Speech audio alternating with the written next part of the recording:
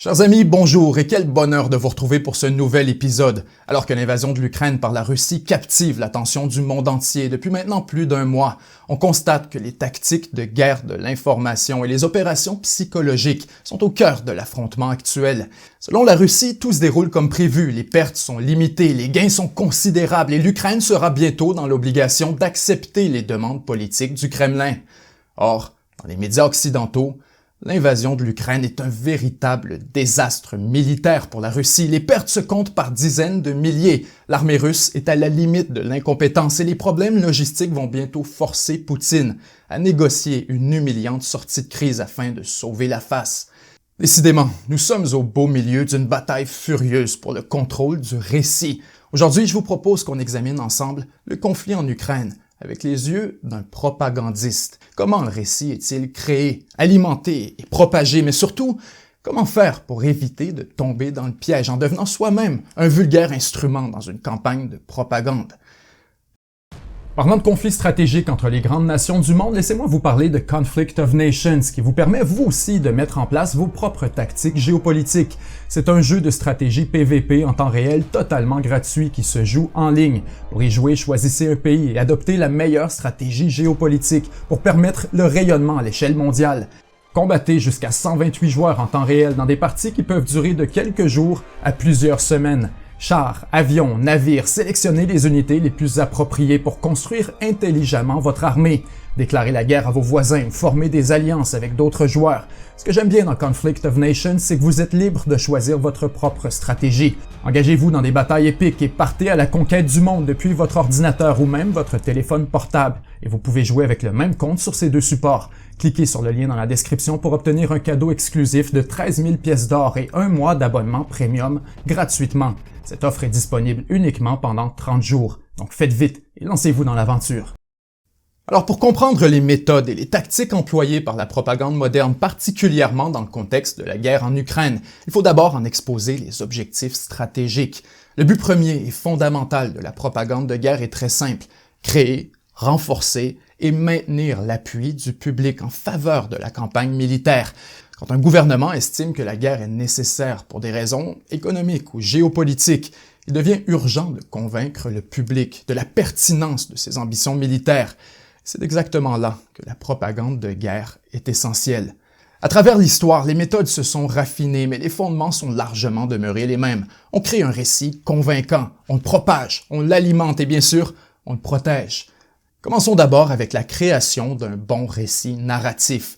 Pour mobiliser la population, ce récit doit utiliser des éléments de vérité, les mélanger à une bonne dose d'exagération pour donner l'illusion d'une réalité binaire dans laquelle les forces du bien s'opposent à celles du mal. Aucune place pour la nuance. Nous sommes les gentils, ils sont les monstres. La haine est un sentiment puissant, elle rassemble les peuples, leur fait prendre les armes et combattre jusqu'au dernier souffle. Si vous pouvez convaincre la population de la monstruosité de votre adversaire, alors la guerre devient la seule issue, car après tout, on ne négocie pas avec un monstre. Pour garantir la mobilisation entière et totale d'un peuple, alors il doit détester l'ennemi encore plus qu'il ne déteste la guerre. Il faut un récit fort, choquant, quelque chose pour justifier l'injustifiable. Alors que la guerre entre l'Ukraine et la Russie fait rage en Europe, il est à la fois tragique et fascinant de constater que ces méthodes sont déployées en temps réel, et ce, des deux côtés. Pour la Russie, le récit qui est servi à la population est évident. D'abord, il n'est pas question d'une guerre, mais bien d'une opération militaire spéciale qui, selon Moscou, se déroule comme prévu avec des pertes humaines et matérielles relativement limitées. Dans le récit du Kremlin, l'armée russe déploie des efforts énormes pour limiter les pertes civiles, alors que l'essentiel des frappes sont concentrées sur l'infrastructure militaire. La Russie a été forcée de réagir après des années de mépris et de mensonges par l'Occident. L'Ukraine est dirigée par un gouvernement criminel et néo-nazi installé par les intérêts occidentaux qui contrôlent le président Zelensky tel une vulgaire marionnette. La Russie est donc une puissance bénévolente, intervenant à la demande directe des républiques du Donbass, victimes d'un génocide aux mains de l'armée ukrainienne. Dans cette version de l'histoire, les brutes sont du côté ukrainien, alors que les ultranationalistes et les néo-nazis se servent des civils comme boucliers humains, pillant sans gêne les villes qu'ils abandonnent et bloquant les corridors humanitaires. Pour toutes ces raisons, La Russie n'avait pas d'autre choix que d'intervenir, et l'Ouest est entièrement responsable de la crise actuelle, puisqu'en vérité, c'est lui qui a refusé d'écouter et de respecter la Russie lorsqu'elle a tracé ses lignes rouges à de nombreuses occasions. Dans la trame narrative du Kremlin, la Russie n'a jamais cherché la guerre. C'est la guerre qui a cherché la Russie. Bien sûr, dans les médias occidentaux, la trame narrative est complètement différente. La guerre actuelle est injustifiée et non provoquée. Poutine a perdu la tête. Il rêve encore à l'URSS et ne tolère pas qu'un pays comme l'Ukraine prenne en main sa propre destinée. Les envahisseurs agissent en véritables barbares, pillant les villes et bombardant écoles et hôpitaux avec un mépris total pour les civils innocents. Heureusement, la résistance ukrainienne est farouche et chaque centimètre de terrain est défendu avec détermination.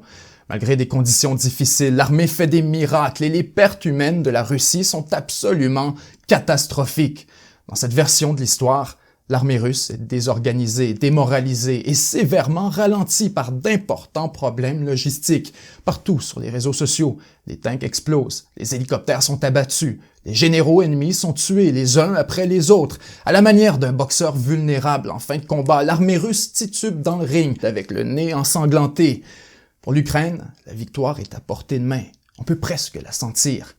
Si l'Occident n'a pas le choix d'appuyer la résistance, de lui envoyer des armes et de sanctionner la Russie, puisque sinon, ce sera bientôt le tour des pays baltes, ou même de l'Europe entière. Poutine doit être arrêté, c'est maintenant ou jamais. Dans les médias, des histoires absolument rocambolesques sont partagées sans la moindre vérification sérieuse. On pense au désormais célèbre fantôme de Kiev, ce pilote ukrainien ayant supposément abattu 6 avions russes le premier jour de l'invasion, dont les images relayées par le gouvernement ukrainien provenaient en fait d'un jeu vidéo intitulé Digital Combat Simulator. Des deux côtés, les récits relayés par les médias à travers la propagande de guerre ont été construits sur mesure afin de répondre à des objectifs bien précis et à des contraintes spécifiques. Prenons l'Ukraine, par exemple. Si le gouvernement met autant d'efforts à convaincre le monde entier que la résistance est possible et viable face à la Russie, c'est parce qu'il sait très bien qu'un tel discours est capital à la survie de la dite résistance. Quand on y pense, c'est très simple. D'abord, l'Ukraine a absolument besoin que les pays occidentaux continuent à livrer des armes et des munitions malgré les risques d'escalade avec la Russie. Si l'Ouest en vient à perdre confiance en la viabilité de la résistance ukrainienne, ces livraisons vont dramatiquement ralentir, peut-être même s'arrêter, craignant qu'elles aboutissent entre les mains de l'ennemi ou encore qu'elles alimentent une guerre civile à l'issue du conflit. Pour que des pays comme l'Allemagne acceptent de livrer des armes, ils doivent être convaincus que tout est encore sous contrôle, que la victoire est toujours à portée de main et que ces livraisons peuvent réellement faire une différence. Même chose pour les sanctions. Les dommages à l'économie européenne sont considérables, mais avec un discours ambiant largement élogieux envers la résistance ukrainienne, elles sont vues comme un mal nécessaire afin de maximiser les chances de Kiev. Pour le gouvernement Zelensky, ce récit glorieux d'une résistance héroïque est donc stratégiquement vital. L'opinion publique adore les gagnants, encore plus lorsque c'est David contre Goliath. Les volontaires étrangers arrivent par milliers justement parce qu'ils croient profondément à ce récit de victoire et qu'ils veulent y participer. Si on disait dans les médias que la résistance ukrainienne est en mauvaise posture, que les pertes sont catastrophiques et que l'armée est au bord de l'effondrement, les étrangers seraient-ils aussi nombreux à se porter volontaires? Bien sûr que non. Peu importe la situation sur le terrain, il faut toujours maintenir une apparence de supériorité. S'il fallait que la population ukrainienne ou même que l'armée en vienne à perdre confiance dans la capacité du pays à résister, la pression augmenterait rapidement sur le président Zelensky pour qu'il fasse des concessions rapides et douloureuses à la Russie afin de mettre un terme à la crise. La position de négociation de l'Ukraine s'en trouverait affaiblie et devant le pessimisme de la population, certains au sein de l'armée pourraient être tentés de répondre à l'appel de Poutine en organisant un coup d'État pour remplacer Zelensky et négocier eux-mêmes un cessez-le-feu. Si on examine le cas de la Russie, les paramètres de la propagande sont quelque peu différents, mais les objectifs restent largement les mêmes. Vladimir Poutine ne peut pas se permettre que le public russe commence à croire en la version de l'Ukraine et de l'Occident quant à l'opération militaire spéciale. D'abord, Malgré les stéréotypes classiques de la culture contemporaine, les citoyens de la Russie sont loin d'être des fanatiques de la guerre, encore moins lorsqu'il est question de l'Ukraine, un pays avec lequel la Russie partage énormément au plan historique, politique, ethnique et culturel. Kiev est considéré comme le berceau de la civilisation russe et selon les sondages, presque 2/3 de la population russe croient que l'Ukraine et la Russie forment en fait un seul peuple. Ainsi, pour envahir l'Ukraine, Poutine a besoin d'une excellente raison, un récit solide et implacable. Il est essentiel que la guerre ne soit pas perçue comme une agression, mais plutôt comme une intervention humanitaire, un geste de dernier recours pour sauver les russophones ukrainiens. La cible perçue de l'opération doit donc être le gouvernement ukrainien, et non l'Ukraine elle-même, sans quoi l'opinion publique de la Russie pourrait graduellement se retourner contre Poutine. Avec les sanctions sévères imposées aux oligarques, aux entreprises et à la population russe, la naissance d'un mouvement de contestation populaire pourrait devenir un véritable boulet politique pour le Kremlin. Après tout, étant lui-même un ancien agent secret du KGB, Poutine est très au courant de l'impact potentiel des opérations psychologiques en contexte de guerre, face aux discours hostiles et incompatibles des médias internationaux. Il impose donc des mesures draconiennes afin d'en limiter la propagation.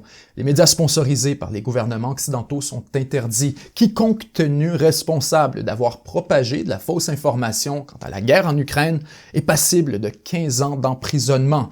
Les uns après les autres, les médias internationaux et indépendants cessent leurs activités, car leur discours est vu comme une extension des opérations psychologiques de l'Occident. Non seulement ils attaquent le récit du Kremlin, mais encore pire, les pertes humaines catastrophiques qui y sont rapportées ont le potentiel de complètement saper le moral de la Russie, particulièrement celui de son armée. Le calcul des pertes est un outil vital de la propagande de guerre, et c'est pourquoi autant Moscou que Kiev font actuellement tout en leur possible afin de maquiller la vérité, manipuler le discours et garder secrets les décomptes officiels. Alors que Moscou prétend avoir perdu environ 2000 troupes au combat, la propagande ukrainienne affirme que c'est plutôt 21 000. Nous assistons en direct à une opération évidente de guerre psychologique. Si la Russie dit la vérité, ce serait une campagne difficile mais couronnée de succès. Si l'Ukraine dit la vérité, alors l'invasion russe passerait à l'histoire comme un des plus grands désastres militaires du 21e siècle. Donc qui a raison? En réalité, probablement ni l'un ni l'autre, puisque les deux camps ont un intérêt stratégique énorme à mentir. Paraît faible quand tu es fort, et fort quand tu es faible. C'est un pilier de l'art de la guerre. Ainsi, pour renforcer le récit glorieux de sa résistance et galvaniser la population, l'Ukraine a tout avantage à plaider que les pertes russes sont immenses. Non seulement ça permet de faire avaler la pilule des pertes ukrainiennes, mais ça permet aussi de mobiliser la population en affirmant avec fierté que chaque mort du côté ukrainien représente 10 morts pour la Russie. C'est très typique de la propagande de guerre. L'ennemi perd plus d'hommes que nous, donc forcément, on doit être en train de gagner. C'est presque un cliché. Les Américains ont fait la même chose en Corée, au Vietnam, en Irak ou même en Afghanistan. De toutes les époques et dans presque toutes les guerres, les pertes ennemies sont largement exagérées afin d'influencer la perception du conflit, autant chez soi qu'à l'extérieur. Bien sûr, à l'époque des réseaux sociaux et de l'information en continu, on pourrait croire que ce genre de manipulation est de plus en plus rare, mais c'est tout le contraire. Les gens consomment aujourd'hui plus d'informations que jamais auparavant, donc indirectement, ils sont aussi exposés à beaucoup plus de propagande, prenant des formes de plus en plus subtiles et raffinées. Pour comprendre, examinons ensemble certaines des méthodes actuelles. En gros, il faut répéter le récit sur toutes les tribunes afin de persuader le public de sa véracité. Déjà, il y a plus de 150 ans, Issa Blackden écrivait « Si un mensonge est imprimé assez souvent, il devient une quasi-vérité, et si une telle vérité est répétée assez souvent, elle devient un article de croyance, un dogme, et des hommes mourront pour elle. » Le récit est donc partout, dans les médias, sur les réseaux sociaux, dans les images, les grands titres, dans les mots qui sont utilisés ou les événements qui sont rapportés. Du côté de l'Ukraine, on présente des images de bombardements et de destruction dans les zones civiles, les dommages à l'infrastructure, les réfugiés, les familles séparées, les hôpitaux détruits et les écoles. Bien sûr, On compense avec des images inspirantes de la résistance ukrainienne, des volontaires étrangers, des chars russes abandonnés et des défaites cuisantes de la Russie. Les armes occidentales sont mises de l'avant afin de marteler le message quant à l'importance capitale de l'appui militaire en provenance de l'Ouest. Absolument rien n'est laissé au hasard. Et c'est la même chose pour la Russie. On présente des images de frappes sur les cibles militaires, on diabolise le régime ukrainien et on met l'accent sur l'aspect humanitaire de la campagne. On présente les soldats russes comme étant accueillis par la population, distribuant de la nourriture, des médicaments et soignant les blessés. En parallèle, on publie des images d'attaques alléguées par l'armée ukrainienne contre les civils du Donbass et on prend bien soin de choisir un vocabulaire compatible avec le récit officiel.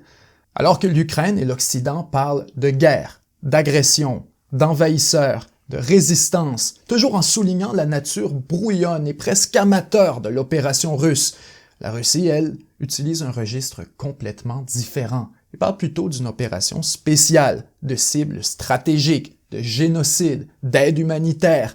On évoque des frappes précises en soulignant la nature professionnelle de l'opération. Le gouvernement Zelensky devient le régime de Kiev. Les villes occupées sont en fait libérées et l'objectif ultime, c'est la paix. Parfois incroyable de constater à quel point les discours officiels sont repris presque mot pour mot par les analystes, les figures militaires, les personnalités publiques et les supposés experts qui commentent le conflit sur la place publique. On dirait presque qu'ils récitent un script préparé d'avance. Et parfois, c'est réellement le cas. En 2008, il a été révélé que des centaines d'interventions dans les médias américains concernant les enjeux militaires étaient en fait directement scriptées par le Pentagone à travers un réseau de plus de 75 analystes militaires, recrutés secrètement pour répandre le discours officiel et changer la perception du public. Fox News, NBC, CNN, CBS, ABC, les agents du Pentagone sont présents sur tous les grands réseaux américains et tout indique que cette pratique continue encore aujourd'hui. En fait, selon le journaliste Glenn Greenwald, gagnant d'un prix Pulitzer pour les révélations Snowden, la couverture de la guerre en Ukraine est un exemple parfait de genre d'opération psychologique. Chaque mot diffusé à CNN ou imprimé au New York Times, dit-il, s'aligne parfaitement avec le message de la CIA et du Pentagone. Entre la Russie, l'Ukraine et l'Occident, nous sommes à la fois victimes et complices d'un tir croisé dans la guerre de l'information. En fait, quand on prend suffisamment de recul, on peut même constater que les camps ajustent régulièrement leur message de propagande afin de mieux répondre à celui de l'adversaire. Par exemple, lorsqu'on s'est mis à entendre un peu partout que la force aérienne de la Russie était curieusement absente du champ de bataille, le Kremlin s'est mis à publier presque tous les jours des vidéos de frappes aériennes. Quand des rumeurs ont circulé affirmant que les soldats russes étaient mal équipés, mal nourris et négligés par leurs officiers, le ministère de la Défense a publié une vidéo exposant les conditions de vie sur le front, les douches, les repas, les dortoirs. Pour protéger le récit officiel, il faut neutraliser celui de l'adversaire, point par point. Quand on parle de problèmes logistiques, la Russie montre ses ravitaillements si on affirme qu'elle n'a plus de missiles guidés ou qu'elle déploie des armes de deuxième ordre en Ukraine. Alors elle attaque avec un missile hypersonique. Les États-Unis font pareil. Lorsque la Russie affirme publiquement que les Américains développent des armes chimiques et biologiques à l'intérieur de l'Ukraine, Washington renvoie la balle en affirmant que c'est plutôt Moscou qui prépare une attaque chimique. Les exemples sont nombreux et on pourrait en donner toute la journée, mais voilà un dernier qui illustre très bien comment les propagandes tentent réciproquement de se neutraliser. Quand un célèbre tireur d'élite canadien surnommé Wally est parti pour rejoindre l'Ukraine, les médias occidentaux l'ont élevé en héros presque mythique. On le décrit comme le meilleur tireur de la planète, qui peut tuer 40 Russes en une journée. Quelques jours plus tard, des médias russes et chinois annonce que Wally est déjà mort, tué dès son arrivée par une frappe de la Russie. En Ukraine, c'est un coup dur pour le moral. Or, c'est totalement faux. Wally est toujours sur le front. La seule guerre dont il a été victime, c'est la guerre de l'information. Dans l'arsenal d'un gouvernement, le mensonge est une arme comme une autre. Quand la situation le commande, on l'utilise. L'histoire est remplie d'incidents célèbres où des pays ont fabriqué des histoires de toutes pièces afin de justifier leurs propres actions militaires. En 1931, le Japon utilise une explosion en Mandchourie pour envahir la Chine. 8 ans plus tard, la Russie bombarde son propre village pour envahir la Finlande. En 1964, les Américains font pareil en évoquant de fausses attaques pour envahir le Vietnam. Les mensonges peuvent parfois aller très loin puisque la propagande de guerre a une tendance insidieuse à fabriquer les histoires les plus choquantes et les plus sensationnelles afin de stimuler nos instincts les plus puissants et créer une soif tribale pour la vengeance. Plus fortes sont les émotions, meilleur est l'électrochoc. En 1990, la jeune Nahira est présentée au monde entier comme étant une réfugiée koweïtienne de 15 ans ayant fui son pays en raison de la guerre avec l'Irak. Lorsqu'elle est invitée à témoigner devant le Congrès américain afin d'exposer les atrocités du régime de Saddam Hussein, elle décrit en détail une scène affreuse où des soldats irakiens ont sorti des bébés prématurés de leurs incubateurs afin de les laisser mourir sur le sol pour voler les incubateurs. Évidemment, l'histoire a l'effet d'une bombe. L'opinion publique s'enflamme et partout on demande la tête de Saddam Hussein. Pour la propagande américaine, c'est un véritable coup de circuit. 2 ans plus tard, on apprendra que la jeune Nahira est en fait la fille de l'ambassadeur du Koweït aux États-Unis, que l'histoire des incubateurs était entièrement fausse et que le témoignage de Nahira avait été concocté en collaboration avec une firme américaine de relations publiques, Hill & Knowlton. Il est important de comprendre que les histoires fabriquées de toutes pièces pour salir l'adversaire sont extrêmement fréquentes. Ainsi, les armes chimiques aujourd'hui alléguées par la Russie et les États-Unis existent-elles réellement? Peut-être. Ce ne serait pas non plus la première fois qu'on invente des armes de destruction massive pour justifier une action militaire. Et alors que les deux camps nous préviennent de l'imminence d'une attaque chimique ou même d'une possible escalade nucléaire, il faudra se montrer extrêmement prudent au cours des prochaines semaines, puisque blâmer l'adversaire pour une telle attaque servirait de prétexte parfait aux deux côtés afin d'augmenter drastiquement la cadence militaire. La conclusion d'aujourd'hui, c'est que la propagande est omniprésente, particulièrement en temps de guerre. Ça ne veut pas dire pour autant que tout est un mensonge élaboré et que le méchant est en fait le gentil. Pas du tout. Ce que ça veut dire, c'est que dans une guerre de l'information aussi sophistiquée, il devient primordial d'élargir la fenêtre du doute. Faire preuve d'une suspicion presque paranoïaque quant au narratif qui nous est fourni, puisque même s'il ne relève pas nécessairement toujours de la fabrication, trop souvent, il relève de l'exagération. Mes amis, le monde est complexe et rien n'est tout noir ou tout blanc. Lorsqu'on voit la réalité à travers le prisme d'une lutte binaire entre le bien et le mal, on en vient à suspendre toute forme d'esprit critique ou de nuance face au récit qui nous est présenté, et rapidement, on devient nous-mêmes un idiot utile, une vulgaire extension de la propagande de guerre. Essayons d'éviter de tomber dans le piège. C'était Benjamin Tremblay et 7 jours sur Terre. À la semaine prochaine. Si l'affrontement entre les grandes puissances est quelque chose qui vous intéresse, alors n'oubliez pas de jeter un coup d'œil à notre partenaire Conflict of Nations. Afin de soutenir la chaîne, il suffit de cliquer sur le lien dans la description pour obtenir 13 000 pièces d'or ainsi qu'un mois d'abonnement premium gratuit.